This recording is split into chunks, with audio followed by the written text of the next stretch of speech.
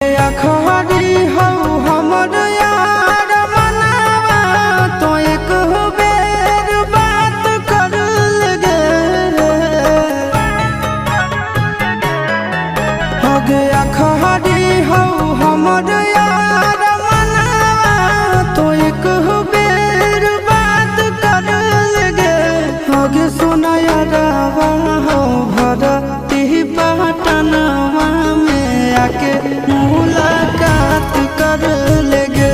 आगे सुना यारवा हो भरती पटनवा में आके मुलाकात कर लेगे